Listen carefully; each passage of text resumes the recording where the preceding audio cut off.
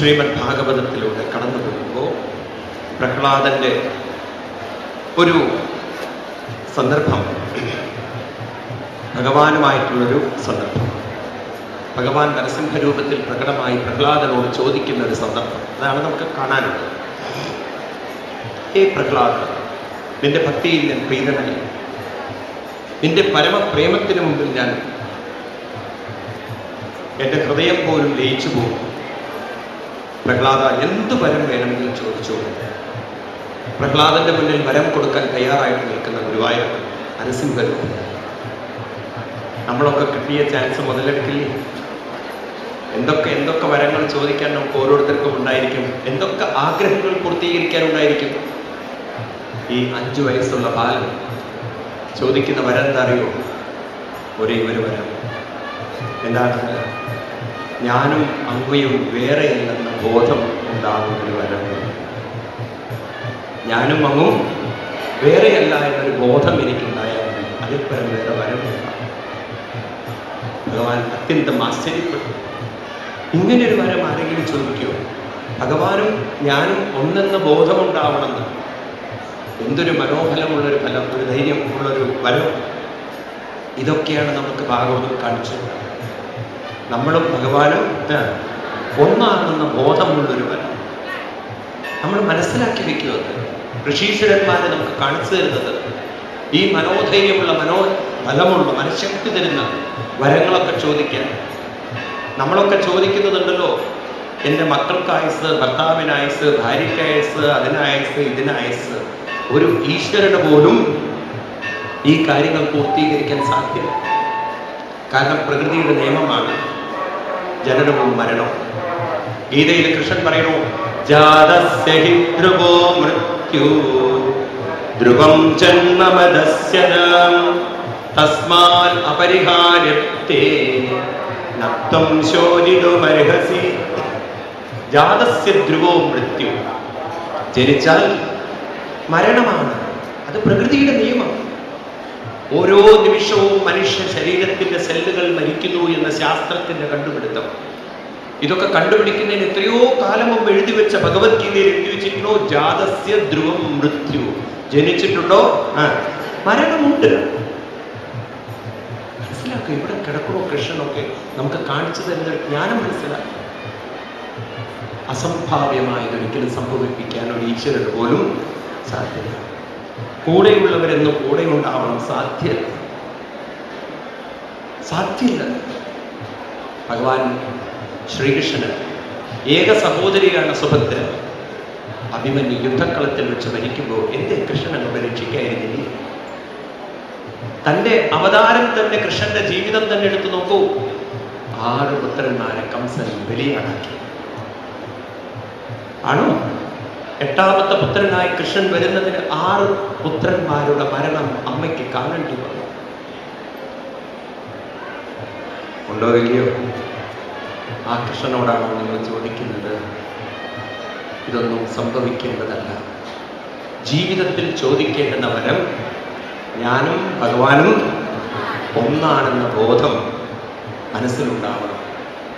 പണ്ടേ കണക്കേ വരുവൻ നിൻ കൃപാവലികൾ ഉണ്ടാകയെങ്കിലിഹ നാരായണായ നമഃ. ഇതുണ്ടാകും. അങ്ങനെ ഒരു ബോധത്തിലേക്ക് മനസ്സിനെ ഉയർത്തിയ ഒരു കുട്ടിയാണ് ആര്? പ്രഹ്ലാദൻ. അത്യന്തം പ്രീതനായ ഭഗവാൻ ആ കുട്ടിയോട് പറയുന്നു, ഉണ്ണി, നീയാണ് യഥാർത്ഥ ഭക്തൻ, ജിജ്ഞാസുവും ജ്ഞാനിയുമായ ഭക്തൻ.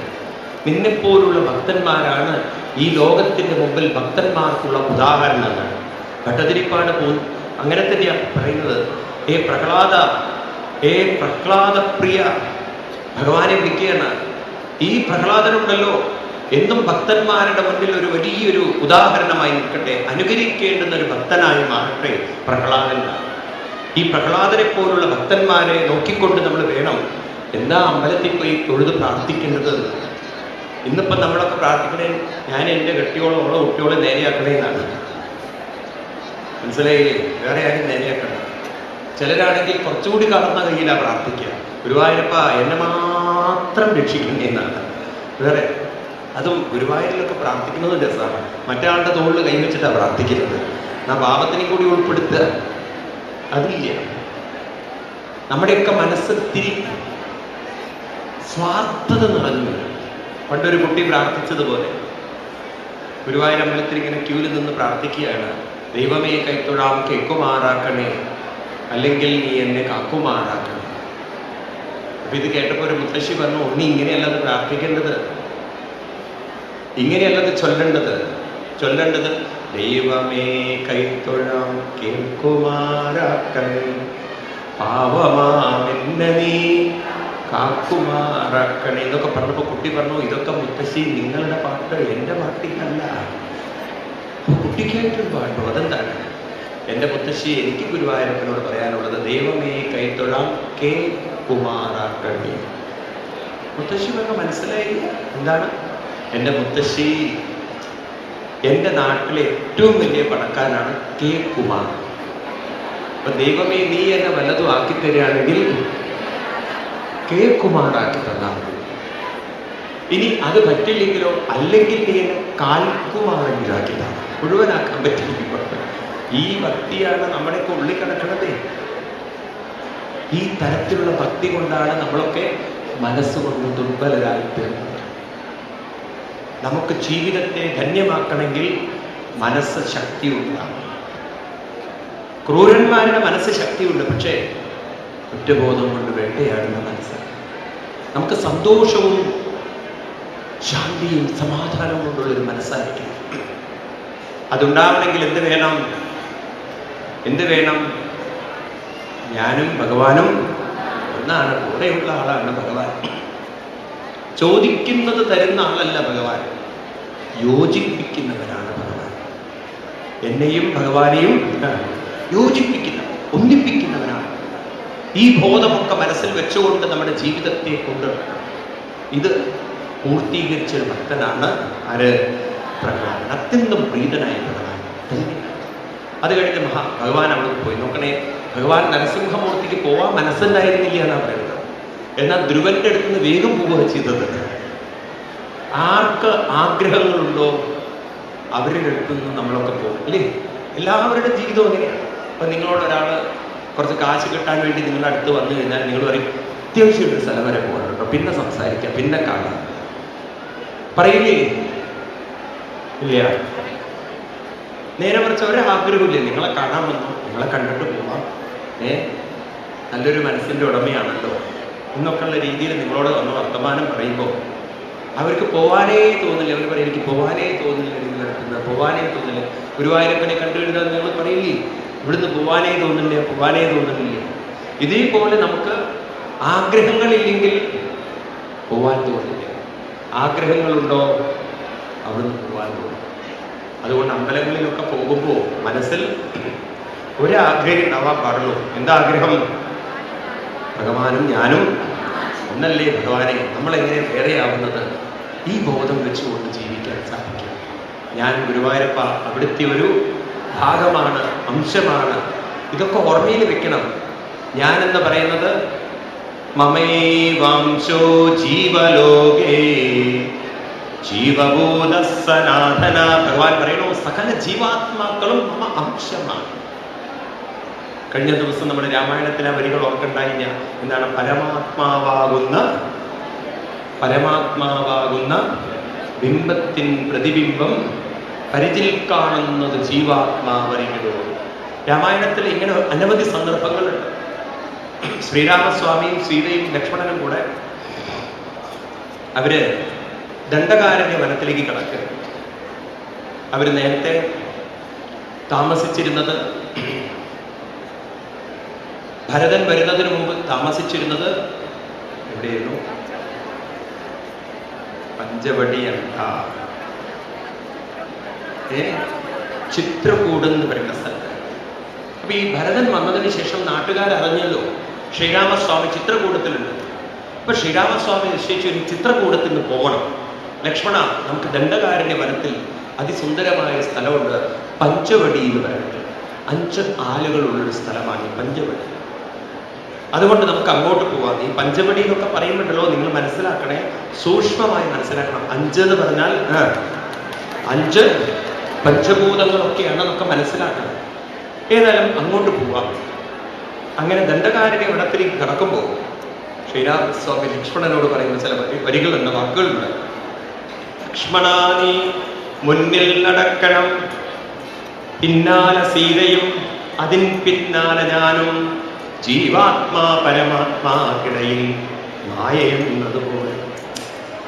എന്തൊരു അത്ഭുതം നോക്കൂ, ലക്ഷ്മണനെ വിളിക്കുന്നത് ജീവാത്മാ. ഈ വരികളൊക്കെ രാമായണത്തിലെ വരികളാണ്. ജീവാത്മാ പരമാത്മാക്കിടയിൽ മായയെന്നതുപോലെ. അപ്പൊ നമ്മുടെയൊക്കെ ജീവിതം ഉണ്ടല്ലോ, നമ്മളും ഭഗവാനും. പക്ഷെ ഇന്ന് നമുക്ക് അകൽച്ച തോന്നുന്നത് ഇടയിൽ ആര് കയറിയിരിക്കണോ? മായ കയറിയിരിക്കണം. മായ എന്ന് പറഞ്ഞാൽ ആരുടെയും ഭാര്യ കേട്ടോ. അല്ലെങ്കിൽ ചിലർ തെറ്റിദ്ധരിക്കും. ഒരാള് എയർപോർട്ടിൽ വന്നപ്പോ, പൊതുവെ ഈ സർദാർജിമാരെ അറിയാം, അപ്പൊ അവിടുന്ന് ചോദിച്ചു, ഭാര്യയും കൊണ്ട് വന്നിരിക്കുകയാണ് എങ്ങോട്ടോ ഫ്ലൈറ്റിൽ പോകാൻ വേണ്ടി. അപ്പൊ അവിടുന്ന് ചോദിച്ചു, നിങ്ങളുടെ കയ്യിൽ സ്ഫോടക വസ്തുക്കൾ ഉണ്ടെങ്കിൽ കളയണം, അതൊന്നും അകത്തേക്ക് കൊണ്ടുപോകാൻ പാടില്ല. ഇയാൾ എന്ത് ചെയ്തു? ഭാര്യ എടുത്ത് പുറത്തേക്ക് ഇട്ടു. കാരണം ഏറ്റവും കൂടുതൽ സ്ഫോടക വസ്തു ഭാര്യയാണ്. ഇവിടെ ഉള്ളവരെ ഉദ്ദേശിച്ചിട്ടല്ലോ പറഞ്ഞത്, അങ്ങനെയുള്ളവരുണ്ടായിരിക്കാം. ഏതായാലും നമ്മുടെയൊക്കെ മനസ്സെന്ന് പറയുന്നത് ഭഗവാന്റെ ഒരു അംശമാണ്. ഈ ബോധം നമുക്കുണ്ടാവണം. ഞാനൊരു മനുഷ്യനല്ല. നമ്മളെ എല്ലാവരും പഠിപ്പിക്കുന്നത് നിങ്ങൾ മനുഷ്യരാണ്, മനുഷ്യരാണ്. നമ്മൾ പഠിക്കേണ്ടത് നമ്മൾ മനുഷ്യരല്ല, നമ്മൾ പരമാത്മാവിൻ്റെ അംശമായ ഒരു ജീവാത്മ. ഒരു കടൽ തിരമാലയോട് ചോദിച്ചു നോക്കൂ നിങ്ങൾ, ഈ തിരമാലയെ നീയൊരു തിരമാലയാണോ ചോദിച്ചിരുന്ന തിരമാല പറയും, വാസ്തവത്തിൽ ഞാൻ കടലിൻ്റെ ഒരു അംശമാണ്. നിങ്ങളെന്നെ തിരമാല എന്ന് വിളിച്ച് ഉറപ്പിക്കുക. ഞാൻ വന്നത് കടലിൽ നിന്നാണ്, കരയിലേക്ക് കയറി നിൽക്കുന്നത് കടലിൽ നിന്നാണ്. ഞാൻ കരയിലേക്ക് കയറി നിൽക്കുമ്പോഴും കടലിൽ തന്നെയാണ് നിൽക്കുന്നത്. എനിക്ക് തിരിച്ചു പോവേണ്ടതും കടലിലേക്ക് തന്നെയാണ്. ഇതുപോലെ ഇന്ന് മനുഷ്യദേഹത്തിൽ ഇരിക്കുമ്പോഴും വന്നിരിക്കുന്നത് പരമാത്മാവിൽ നിന്നാണ്. നിലനിർത്തുന്നതും പരമാത്മാവാണ്, തിരിച്ചു പോവേണ്ടതും പരമാത്മാവ്. അപ്പൊ നമ്മൾ മനുഷ്യരാണോ വാസ്തവത്തിൽ? ആണോ? നമ്മുടെ മനുഷ്യനെന്ന് ഉറപ്പിക്കുക. ആണോ അല്ല, പെണ്ണുമല്ല. ന സ്ത്രീനപ്പുമന്നം സുരമസുരം ന സ്ത്രീയം നോ ദിവ്യഞ്ചം നോ നൃത്യം ന സുരമസുരം ന സ്ത്രീയം നപ്പുമംസം നോ ദ്രവ്യം കർമ്മജാതിം ഗുണമപി ഭാവിതേ രൂപമാഹു ശിഷ്ടം യസ്യാ നിഷേധേ നിഗമശതേ ലക്ഷണാവൃത്തിതസ്ഥൽ കൃഷ്ണേണ വിദ്യമാനം പരമസുഖമയം ആദി തസ്മൈ നമസ്തേ. ഞാനുമല്ല, പെണ്ണുമല്ല, ഞാൻ ഭഗവാന്റെ അംശമായിരിക്കുന്ന ജീവാത്മാവ്. ശങ്കരാചാര്യ സ്വാമികൾ ഒരു പടി കൂടെ കടന്നിട്ട് പറയുന്നു, ഞാൻ ജീവാത്മാവുമല്ല, ചിദാനന്ദരൂപ ശിവോഹം ശിവോഹം ചിദാനന്ദരൂപ ശിവോഹം ശിവോഹം. ആ ഒരു പരമപദത്തിലേക്ക് എത്തിയിട്ടില്ലെങ്കിൽ ഈ ബോധം നമ്മുടെ ഉള്ളിലുണ്ടാകും. ഞാൻ ആണുമല്ല, പെണ്ണുമല്ല, മനുഷ്യനുമല്ല, ഞാൻ ഭഗവാന്റെ അംശമാണ്, ഭഗവാന്റെ അംശം. ഉറപ്പിക്കില്ലേ? നിങ്ങളൊക്കെ ഉറപ്പിക്കില്ലേ? ഇതിനാണ് ഭാഗവതം കേൾക്കുന്നത്. അപ്പൊ നമുക്കൊരു മനസ്സിന് ധൈര്യം വരും. കൂടെ എപ്പോഴും ഭഗവാനല്ലേ ഉള്ളത്. പിന്നെ ഞാൻ എന്തിന് കരയണം, എന്തിന് ദുഃഖിക്കണം, ആരെ ഓർത്ത് ദുഃഖിക്കണം, എന്തിന്? അതാണ് മനോബലം. ഏതായാലും പ്രഹ്ലാദനത് കിട്ടി, ഭഗവാൻ അനുഗ്രഹിച്ചു പോകുന്നു. ഭഗവാൻ പോകുന്നു എന്നൊക്കെ പറഞ്ഞു കഴിഞ്ഞാൽ എങ്ങോട്ടും അല്ല പോകുന്നത്, പരമാത്മാവ് തന്നെയാണ്. ഭഗവാൻ ഓരോ രൂപത്തിലെടുത്ത് വരുന്നത്, ആ രൂപം പറയുന്നു എന്ന് മാത്രം. ഏതായാലും അതിനുശേഷം പിന്നീട് 7-ാം സ്കന്ധത്തിൽ നമുക്ക് കാണിച്ചു തരുന്നത് നമ്മുടെ മനസ്സിനെ എങ്ങനെ പരിവർത്തനം ചെയ്തെടുക്കാൻ സാധിക്കും എന്ന് നാരദ മഹർഷി ധർമ്മപുത്രർക്ക് പറഞ്ഞു കൊടുക്കുന്ന സനാതന ധർമ്മത്തെക്കുറിച്ചാണ് പറഞ്ഞു കൊടുക്കുന്നത്. നമ്മുടെ ഭാരതീയ സംസ്കാരത്തിൻ്റെ പേരാണ് സനാതനധർമ്മം. നോക്കൂ, മറ്റുള്ള മതങ്ങളിൽ നിന്ന് വ്യത്യസ്തമായി മറ്റു മതങ്ങൾക്കൊക്കെ മരിച്ച് എങ്ങോട്ടോ പോവലാണ്. നമ്മുടെ ഭാരത ഋഷീശ്വരന്മാർ പറയുന്നു, നമുക്ക് മരിച്ചു പോവാനല്ല ഉള്ളത്, ലയിച്ചു ചേരാനാണ് ഉള്ളത്. എന്താണ്? മരിച്ചു പോവാനല്ല നമുക്കുള്ളത്, ലയിച്ചു ചേരാനാണ് ഉള്ളത്. ഞാൻ നിങ്ങളോട് പറഞ്ഞു, ഇവിടെ 2 ലയങ്ങളേ ഉള്ളൂ. പ്രകൃതിയിൽ നിന്ന് വന്നത് പ്രകൃതിയിലേക്കും, പരമാത്മാവിൽ നിന്ന് വന്നത് പരമാത്മാവിലേക്ക്, ഭഗവാനിലേക്ക്. ഭഗവാൻ പറയുന്നു, പ്രകൃതിയിൽ നിന്ന് വന്ന ശരീരം പ്രകൃതിയിലേക്ക് ലയിക്കണം, എന്നിൽ നിന്ന് വന്നിരിക്കുന്ന മനസ്സ് എന്നിലേക്ക് ലയിക്കണം. ഇത്രയേ ഉള്ളൂ ഇവിടെ ചെയ്യാൻ. അതുകൊണ്ട് നമുക്ക് മരിച്ചു പോവലില്ല, നമുക്ക് ആ ശബ്ദം നടക്കരുത്. പ്രളയം, അതാണ് വാക്ക്. എന്താണ് പ്രളയം? പ്രളയം എന്ന് പറഞ്ഞാൽ വെള്ളപ്പൊക്കം നല്ല അർത്ഥം. പ്രളയം എന്ന് പറഞ്ഞാൽ പ്രകർഷേണ ലയം, ലയിക്കലാണ്. എന്താ ലയിക്കുന്നത്? ഏതിൽ നിന്ന് വന്നോ അത് അതിലേക്ക് ലയിക്കാം. നമുക്ക് പുസ്തകം നോക്കി പഠിക്കേണ്ടതില്ല, പുസ്തകം നോക്കി പഠിക്കേണ്ടതില്ല, കണ്ണുകൊണ്ട് നോക്കി പഠിക്കാനേ ഉള്ളൂ. ഒരു മരം വീഴുന്നു, അത് ജീർണിക്കുന്നു, അത് മണ്ണിലേക്ക് ലയിക്കുന്നു. കാരണം അത് മുളച്ചു വന്നിരിക്കുന്നത് മണ്ണിൽ നിന്ന്. ഒരു മൃഗം ചാവുന്നു, അതും ചീഞ്ഞളിഞ്ഞോ അല്ലെങ്കിൽ കുഴിച്ചിട്ടാൽ അതും മണ്ണിലേക്ക് ലയിക്കും.